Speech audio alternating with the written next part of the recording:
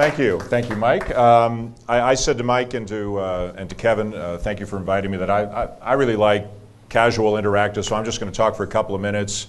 And I asked if Mike would interview me rather than me just going on with a big long soliloquy, and then we can take questions and do whatever you want. So, like all of you guys, I'm an absolute baseball geek. I mean, it's some people grow up and get in our business and do sports that they kind of fall into, and some people are lucky enough to grow up and wind up doing sports they really love. And I am a baseball geek. For people who may not know who I am, I'm from Toronto, born and raised, lived here every day of my life except the 4 years that I went to Western. And I was Mike a long time before Mike was Mike. I did Jay's Talk back in the day, and I had an easy. I was a little bit nicer than he was to callers, but I had an easier gig. It was 91, 92, 93. It was. It was easier to, everybody was in a good mood, and, so.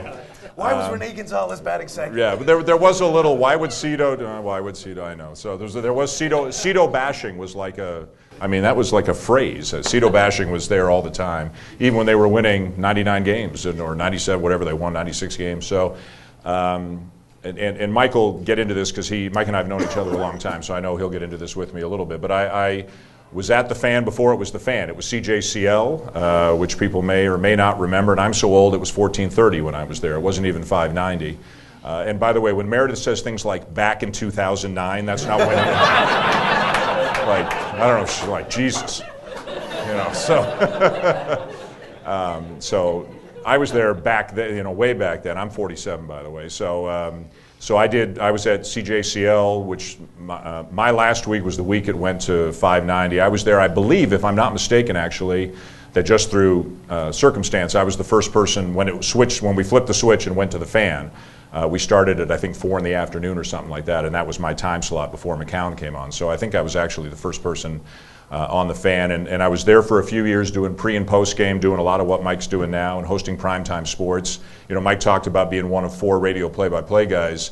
I'm one of 2 primetime sports guys, because I had it for 2 years when Bob wasn't there, and then all kinds of stuff happened, and everybody wound up where they're supposed to be.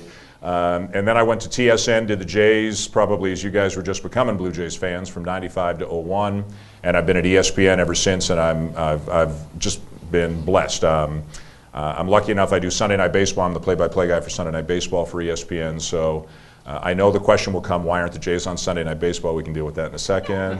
And but I'm very lucky, and I am a baseball geek. I'll take you real quick.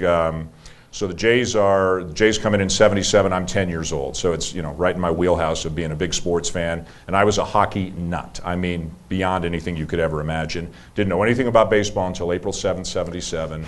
And I think that year, if I'm not mistaken, is the year Rod Carew was on the cover of the baseball preview issue, and the Jays were coming, and my dad said, you got to get into this. And I was a math geek. I'm still a bit of a math geek. I was an actuary very briefly. If nobody knows what it is, don't worry about it. I was one, and I don't know what it is really. So, but I became a big Blue Jays fan, and I was there. Raise your hand if you were honestly there, April 7th, 77. Me and John, that's it. 2 of us. Raise your hand if you lasted all 9 innings.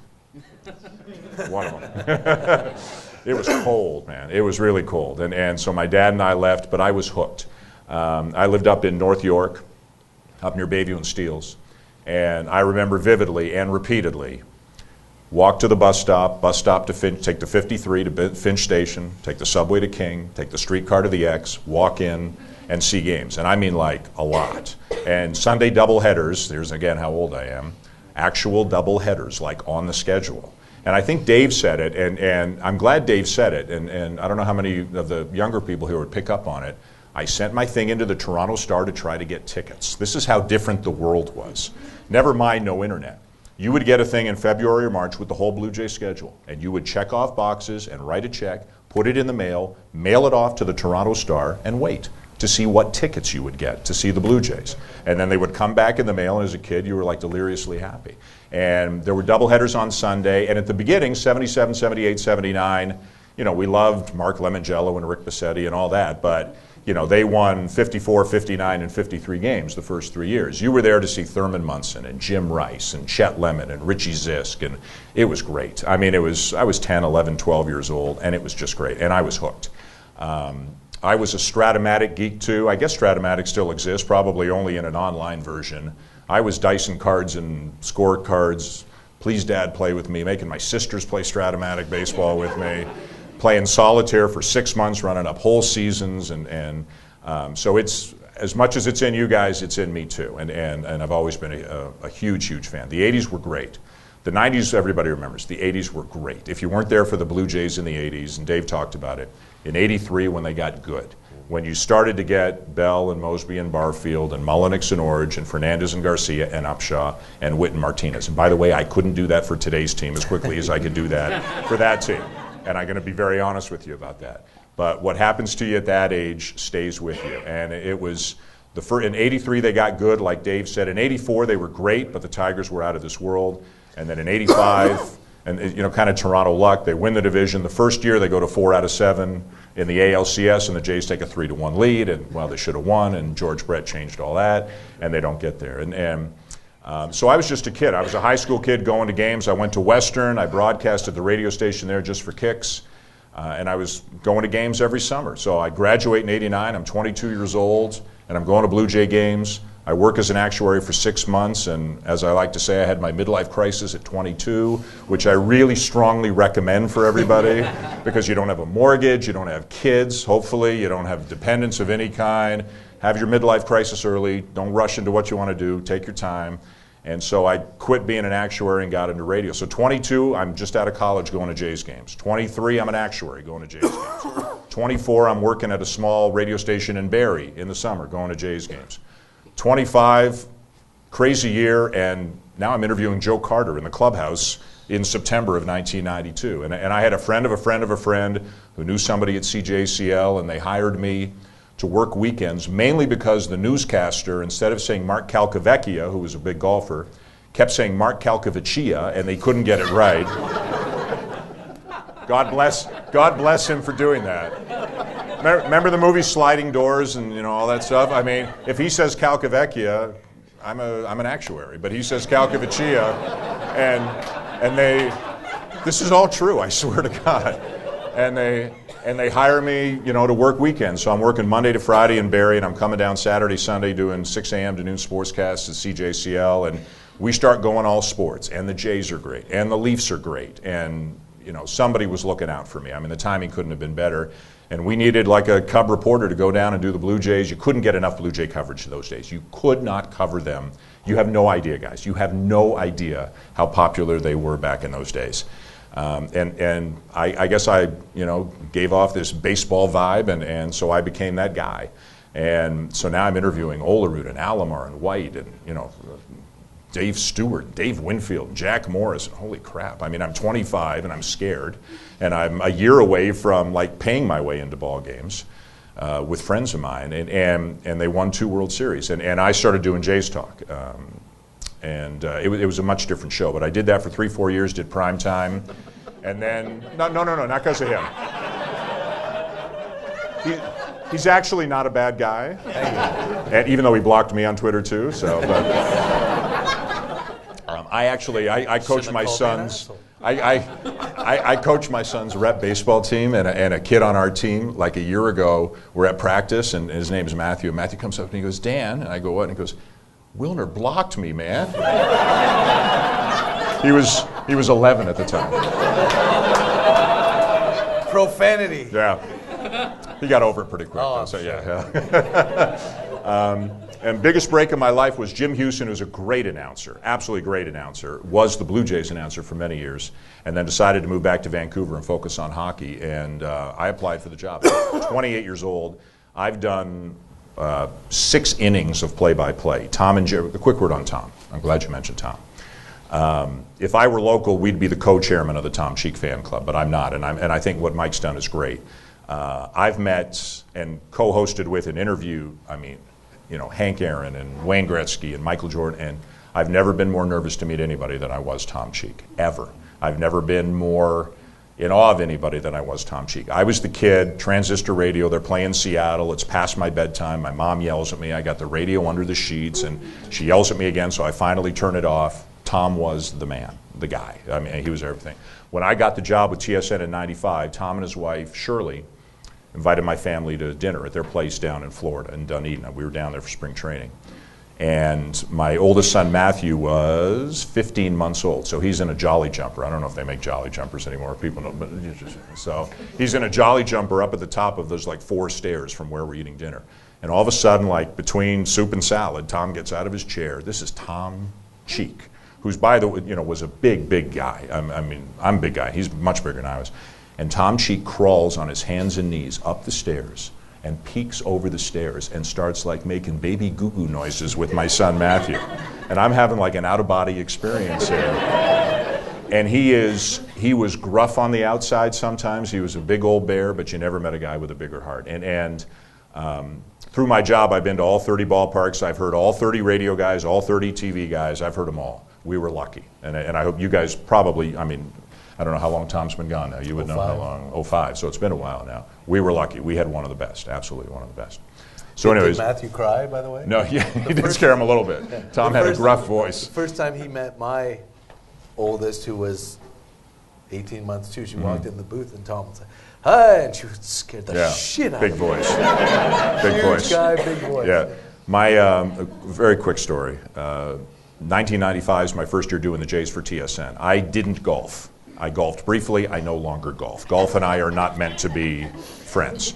So Buck Martinez is my broadcast partner. Buck's a great golfer. So Buck says, you got to golf. This is what you do. So we go out and we're golfing. This is like the 3rd time I've ever played golf, and it's Pebble Beach, for God's sakes, because,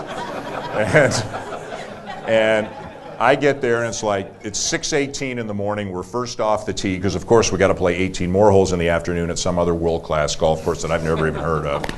And I'm sitting there, and there's like Pat Henkin and Dan Plesac and Paul Quantrill and Ed Sprague. They're over here because they're the 624 crew. And I just say, I'm not a religious person at all, but I said, God, I said, I know I haven't been in touch much lately. Just get me off the goddamn tee if you want to hear something. And I got off the tee, best of the 153 shots I took those 18 holes, it was the best shot that I took. And then we, so we round whatever it was, 7, and here comes 3. So Tom's there, and we're going this way, and Tom's going this way. And Tom pulls up in his golf cart, and he sees me, and he's looking at it. And Tom's voice, could cut glass. I mean, it went miles and miles. And he looked from 100 yards away, he goes, is that Shulman? And I go, yeah. And he goes, what the hell are you doing here? And then just drives away. And you know what? It's if you know him, the kindest man, could not do enough for you. And just a wonderful, wonderful guy. We were blessed to have him. So sorry for the sidetrack. But so 95, I get a huge break, probably the biggest break in my career, and I go and broadcast the Jays for TSN. Jim Houston goes home, and they auditioned me in November, and they hired me in February. So I don't know what happened, but they in November they said thanks but no thanks, and in February they called back. So whoever plan A, B, and C were, I'm grateful that they didn't work out. And I got the job, and I just missed the glory years as the play-by-play guy, but I had a great time. I mean, I was there with some guys in Henkin, Sprague, Quantrill, Plesac, Green, Gonzalez, Delgado, Brumfield, one of my favorites. Jacob Brumfield's an all-timer. Just great, and a young Halliday, a young Carpenter, rookies. And it was a great experience for me. Buck was great, and being around the Jays then and learning so much baseball from the players, because I thought I knew a lot about baseball when I got into this, and I'm sure Mike would tell you the same. And I think we both look back now and realize how much more there is to know. And I love hockey, I love basketball, I love football, but there's so much just beneath the surface in baseball that, and that's the part I love about it. I love the minutia, the small stuff. I like learning more about it, and I've been lucky to do that. Through again, freaky, fluky luck and timing, wound up at ESPN, and it's just been a dream job. Still live here, always will live here, love Toronto. But I've been lucky enough to work at ESPN, and I think it was Dave mentioned the Bartman play, the Cubs play in 2003. I was lucky to be in the ballpark for that. I called the World Series when St. Louis beat Texas, when David Freese had that home run, which is one of the most spine-tingling moments I've ever had. I had that crazy obstruction play in the World Series last year that the Red Sox had. And God help me, I had 3 of the most confusing instant replay situations last night that I ever want to deal with. So it's what a pain in the ass. So Yeah, hopefully by June somebody's going to explain to me how this works. But because every time I think I got it figured out, and this is the great thing about baseball. Stuff happens in baseball you can't predict. And again, I love hockey, basketball, and football. I broadcast basketball all winter. My favorite team is a football team. I'm a lifelong Toronto Maple Leafs fan. You know, God help me. And I watch my son play hockey all the time. But stuff happens in baseball you can't make up, you can't predict. There's no way in the world. And that's what I love about it. And you know, it's funny because Mike was talking about on-base percentage and WAR and newer stats and all that. And I'm like two people in one body. I mean, I'm the math geek who's very into the numbers, but I'm also the guy who got teary-eyed when I saw the tweet today that this is the 25th anniversary of Field of Dreams coming out. I've got like both sides in me. And the only thing I would say to Mike is lay off David Eckstein just a little bit. So, yeah. Those guys do matter. I love you. Those guys do matter. So I think baseball is a mix of numbers and heart. It's a mix of sabermetrics and blood, sweat, and tears. I think it's both. And I love that about the sport. So I don't want to take up any more time. I think Mike's got a few questions for me, and then I'll open it up to you guys, and whatever you got is he wasn't great by me. So.